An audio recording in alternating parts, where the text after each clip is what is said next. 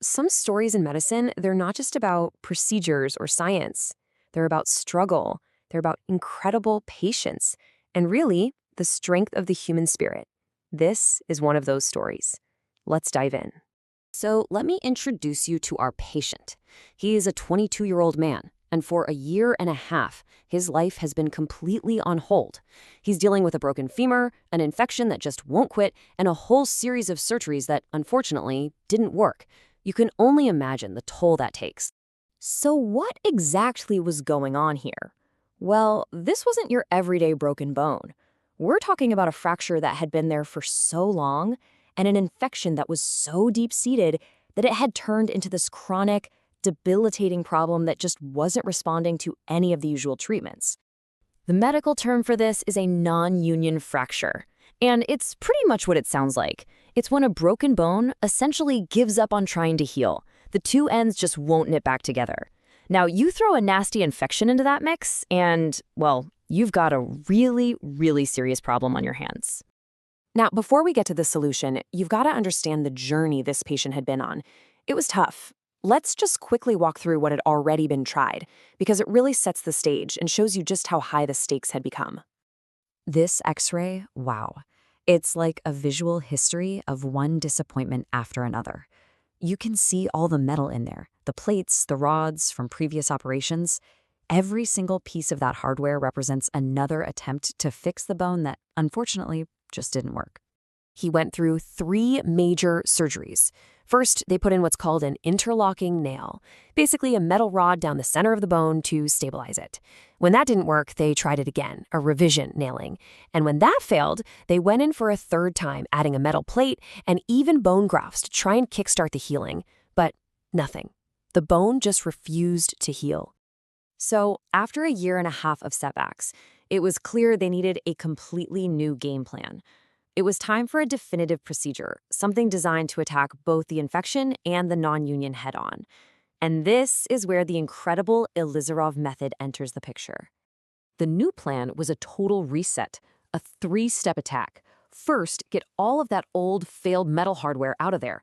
Step 2, and this is absolutely critical, was a radical debridement.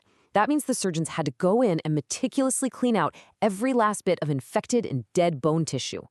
Only after the area was completely clean could they apply the Ilizarov external fixator, this amazing device that sits outside the leg, holds the bone perfectly, and actually encourages the body to heal itself.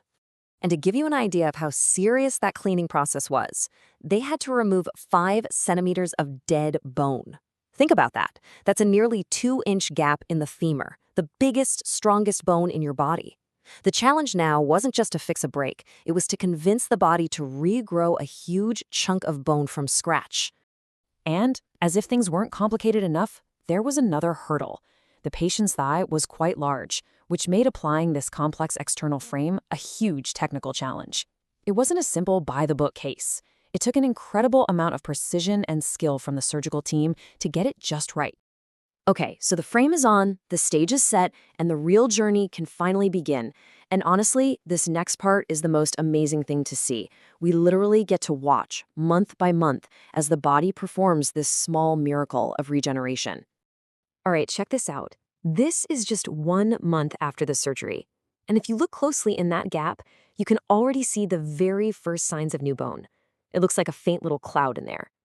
Doctors call it regenerate, and it's the first proof that the body is back in business, starting to rebuild itself. Now let's jump ahead to the 3-month mark. The progress is just undeniable. That little cloud of new bone is getting denser, it's starting to organize itself, and it's looking more and more like actual bone. It's building this living bridge right across the gap where there used to be nothing but dead, infected tissue. And here we are at 9 months. The healing is pretty much complete. Look at that. You can see solid, strong, consolidated bone that has totally filled in the gap. The femur is whole again. It's just a stunning testament to what the human body can do when you give it the right environment to work in. So after 10 very long months wearing that frame and all the struggle that came before it, we finally get to the end of this incredible journey. Let's take a look at what success really looks like for this patient. So did it work? Oh yeah, it worked. The frame came off at 10 months. The fracture? Completely healed. That stubborn infection? totally gone.